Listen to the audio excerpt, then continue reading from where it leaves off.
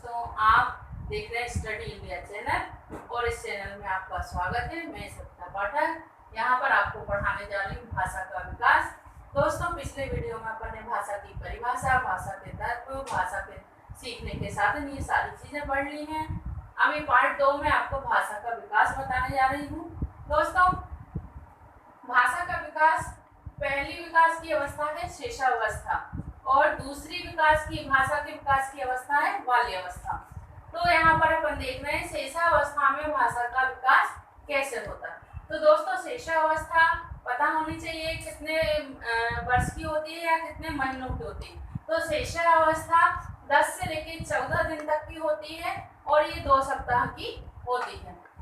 दोस्तों, जब बच्चा जन्म लेता है, जन्म लेने के बाद जब शिशु रोता है या क्रंदन करता है तो उसकी यही भाषा क्या होती है? पहली भाषा होती है। ये क्यों होती है पहली भाषा? क्योंकि दोस्तों उसे उस समय ना तो स्वर का ज्ञान होता है ना ही व्यंजन का। बच्चे को ये पता नहीं रहता कि कौन सा स्वर है कौन सा व्यंजन है।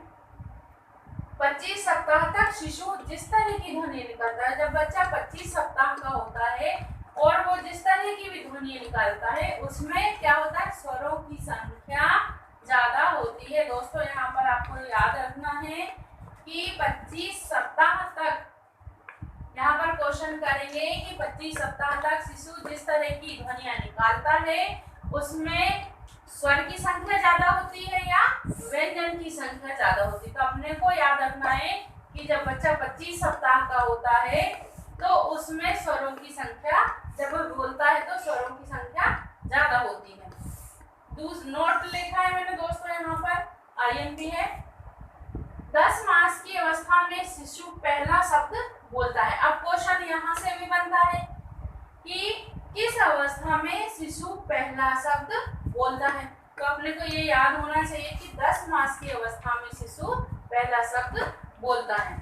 फिर दूसरा नोट है, मैकार्थी ने 1950 में एक अध्ययन किया जिसमें यह निष्कर्ष निकाला कि 18 मास के बालक की भाषा 26% समझ में आती है।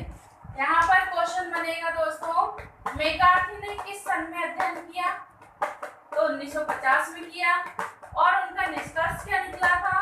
तो उसका निष्कर्ष निकला था कि जब बच्चा 18 महीने का होता है तो उसकी कितनी % भाषा समझ में आती है? तो 26 से उसकी भाषा समझ में आती है। स्मिथ ने शेषावस्था में भाषा के विकास क्रम का परिणाम इस तरह व्यक्त किया है। उसने बताया है कि शेषावस्था में भाषा का विकास कैसे होता है, किस आयु में कितने शब्दों का विकास होता है बच्चे के अंदर। तो भाषा विकास का जो क्रम है वो इस तरह है, आयु और शब्द में डिवाइड है दोनों। तो जन्म से लेके 8 मास तक बच्चा एक भी शब्द नहीं बोलता है। अपन ने पढ़ा है 10 मास की अवस्था में बच्चा एक शब्द बोलता है, तो जन्म से लेके जब 8 महीने का होता है तो वो एक भी शब्द नहीं बोलता है। 10 मास में अपन वहाँ पहले ही पढ़ चुके हैं कि एक शब्द बोलता है। जब बच्चा 1 साल का होता है तो 3 शब्द बोलता है। 1 वर्ष 3 मास का होता है तो 19 शब्द बोलता है। 1 वर्ष 6 महीने का होता है तो 22 शब्द होते हैं। 1 वर्ष 9 महीने का होता है तो 118 शब्द होते हैं। बच्चा जब 2 वर्ष की अवस्था में आता है तो 212 शब्द बोलता है और 4 वर्ष की अवस्था में दोस्तों वो 550 शब्द बोलने लगता है। 5 वर्ष की अवस्था में 2072 शब्द बोलता है और 6 वर्ष की अवस्था में वह 2562 शब्द बोलने लगता है। बाल्यावस्था में भाषा का विकास, पिछला अपन ने पढ़ा था शेषावस्था में भाषा का विकास और ये है अब बाल्यावस्था में भाषा का विकास, जो कि शीशोर के अनुसार है। यहाँ पर आयु और शब्दों को विभाजित बताया गया है कि किस वर्ष में कितने शब्द होते हैं। 4 वर्ष की अवस्था में 5600 शब्द होते हैं। 5 वर्ष की अवस्था में 9600 शब्द होते हैं। 6 वर्ष की अवस्था में 14700 शब्द होते हैं। 7 वर्ष की अवस्था में 21200 शब्द होते हैं। 8 वर्ष की अवस्था में 26309 शब्द होते हैं। 10 वर्ष की अवस्था में 34300 शब्द होते हैं। दोस्तों, ये विभाजन किसके अनुसार है? शीशोर के अनुसार है। इन्होंने ये इस तरह से विभाजन किया है और अपन ने शेषावस्था में विभाजन देखा वो स्मिथ के अनुसार है। उन्होंने 4 वर्ष की अवस्था में अलग शब्द बताए हैं।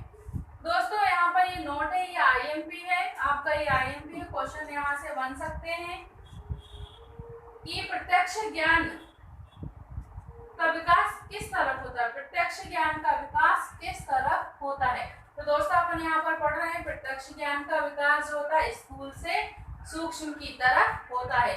स्थूल यानी मोटा या घना, सूक्ष्म यानी छोटा या गहन। ठीक है, तो ज्ञान के लिए आ रहा है तो ये गहन होगा। ठीक है, यहाँ पर दोस्तों ये भी है, ये भी वेरी आईएमपी है। यहाँ से भी क्वेश्चन उठते हैं कि भाषा का ज्ञान मूर्त से अमूर्त की तरफ होता है। तो यहाँ से क्वेश्चन कैसा बनेगा कि भाषा का ज्ञान किस तरफ होता है। तो ज्ञान मूर्त से अमूर्त की तरफ होता है। दोस्तों यदि आपको ये वीडियो मेरा पसंद आया हो तो इसे लाइक करें, सब्सक्राइब करें और ज़्यादा से ज़्यादा शेयर करें। धन्यवाद।